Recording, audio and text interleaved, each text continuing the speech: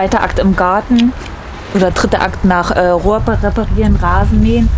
Erstmal die ganzen Rosen entfernen oder so eine Stachelsträucher dort, wo sie nicht ideal stehen und nicht super offensichtlich sind, damit sich niemand verletzt. Und weil ich mit Ronja letztes Jahr so ein bisschen ein Rosentrauma hatte. Ronja hatte sozusagen einen Gartenunfall. Wir haben halt getobt und Ronja hat sich gefreut, ist rumgerannt. Ronja hat sich leider das Auge verletzt gehabt, war sehr, sehr kritisch. Also die Chance, dass wir das Auge verloren hätten, war super, super hoch. Deswegen bin ich kein sonderlicher Rosenfan in meinem Garten. Also Rosen sind toll, aber in meinem Garten brauche ich sie nicht. Ich glaube, Tiere und auch Kinder, die sind schon smart genug, dass sie das checken. Aber wenn irgendwo, wo eine Rose steht, wo sie nicht hingehört, was weiß ich, die Kinder toben, der Hund tobt, man spielt und die weichen aus oder fallen kurz um und zack, da können so eine krassen Fall. Also wir hatten Rosentrauma und ja, nur die Vorstellung, dass Ronja nur noch jetzt ein Auge gehabt hat. Also das ist super gut geheilt dann bei Ronja. Aber auch weil ich anderthalb Wochen war ich mit ihr nur zu Hause, nur die Wohnung abgedunkelt und nur zum Pipi machen raus. 1,5 Wochen.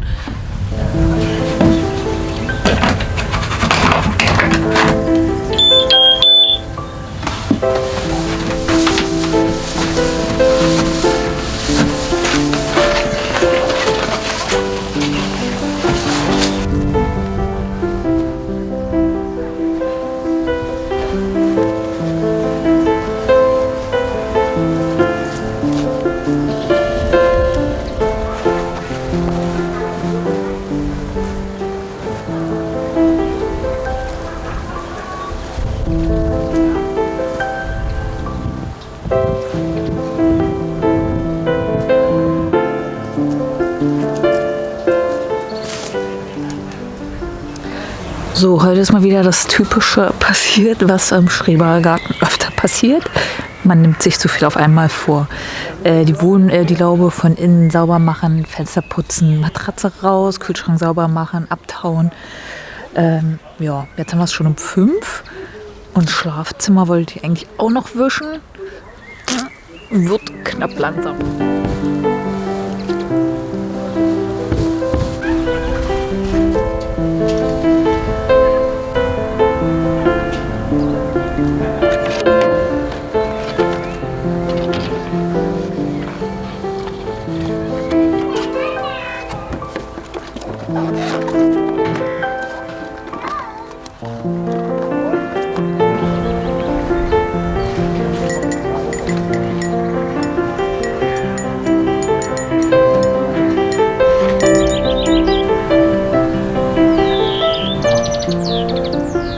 Ja, da ist eigentlich auch schon wieder ein Tag rum.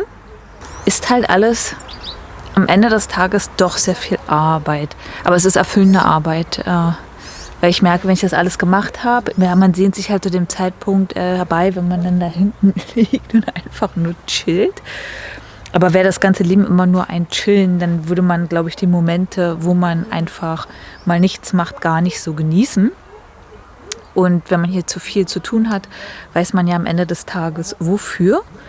Aber trotzdem glaube ich, dass viele, wenn sie sich so den Traum vom Kleingarten erfüllt haben, dann doch sich gerne ein Häuschen wünschen, wo sie alles an einem haben, weil es sind am Ende des Tages 2 Haushalte. Alles mal 2. Das ist sehr zeitaufwendig, auch kostenintensiver, wie das so ist, ne?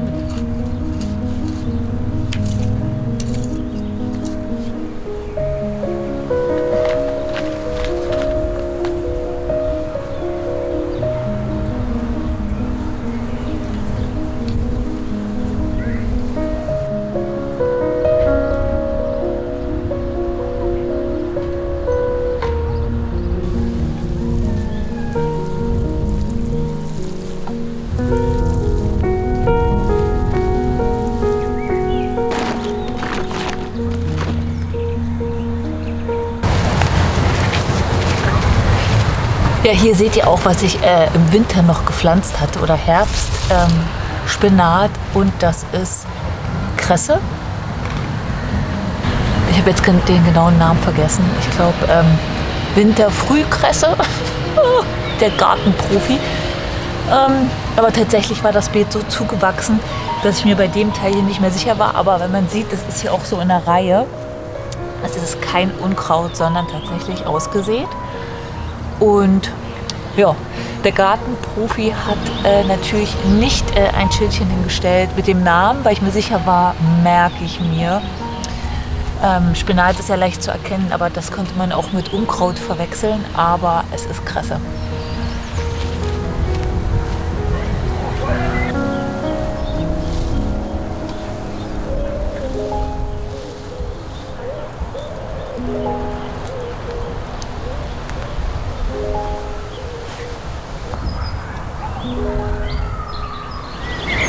Ich glaube, wir sind uns alle einig, dass jetzt die leichte Jahreszeit beginnt, wo das Leben einfach viel leichter ist, als draußen super schön ist.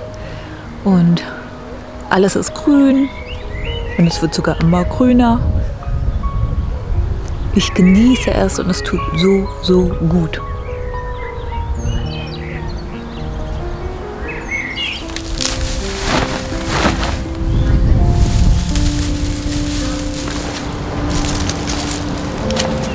Eine sehr meditative Arbeit. Aber ich bin schon mal schlauer als die anderen Jahre, weil die anderen Jahre habe ich das abgeschnitten. Und der Clou ist eigentlich beim Rhododendron das Abwarten, bis das so vertrocknet ist und dann einfach abknicken. Das geht viel schneller.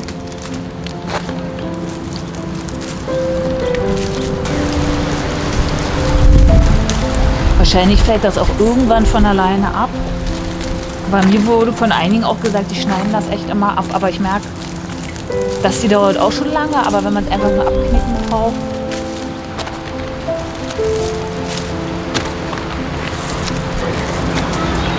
Und ich packe die Blüten halt auch gleich weg, weil Rhododendron ist giftig, also vor allem giftig für Hunde.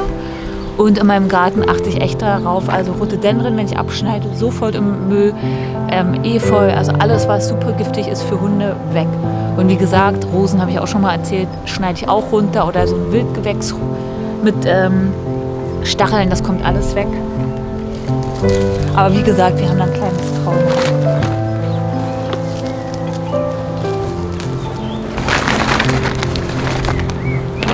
Fertig. Wir haben heute den 13. Mai und Ronja und ich werden die erste Nacht in der Laube verbringen. Es werden 11 Grad die Nacht, also ist dann schon frisch, was man so in der normalen Wohnung gar nicht merkt, aber in der Laube merkt man das. Aber ich denke mir, die Saison, die ist so schnell wieder verflogen und dann der Winter steckt noch in den Knochen, diese grauen Wintertage, die irgendwie endlos waren. Deswegen denke ich mir, alles so früh wie möglich mitnehmen. Weil wenn ich in der Laube bin, ja, das ist wie ein Urlaub. Und dieses Einfache, das holt einen auch irgendwie wieder runter. Ne? So die Bequemlichkeit, die man zu Hause hat. Und hier ist alles ein bisschen rustikaler, wobei die Ecke ist noch so mit die hübscheste. Ansonsten ist es hier wirklich sehr, sehr einfach. Aber das reicht, weil man ist ja hauptsächlich den ganzen Tag draußen. Und darum geht es ja. Und ich freue mich dann auch, wenn wir morgen aufwachen und dann hier rausgehen und im Grünen stehen. Ja, und dann morgen früh will ich auch ein bisschen was machen, weil ich merke halt so tagsüber, gegen Mittag ist die Sonne so am krassesten. Da will ich mich nun auch nicht in den Garten stellen und was machen. Ich finde so die besten Temperaturen sind so am Morgen und jetzt so der Abend. Und deswegen habe ich auch keine Lust nach Hause zu fahren. Ja. Und ich liebe dieses Abendlicht. Ich finde jetzt ist so die geilste Zeit, weil das Licht einfach so mega ist. Habe ich auch schon gesagt, aber wenn man so leidenschaftlich fotografiert und filmt, dann spielt halt Licht eine große Rolle. Um diese Tageszeit entstehen halt die besten Bilder. Also für mich so die schönsten Bilder, genauso beim Sonnenaufgang, aber den verpasse ich in der Regel.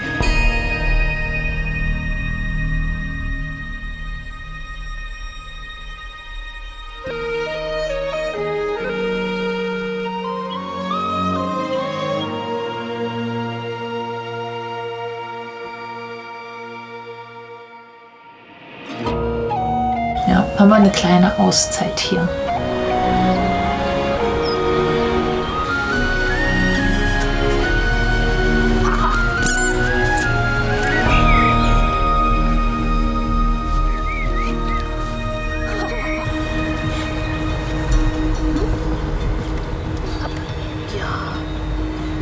Ja, mein Schatzi.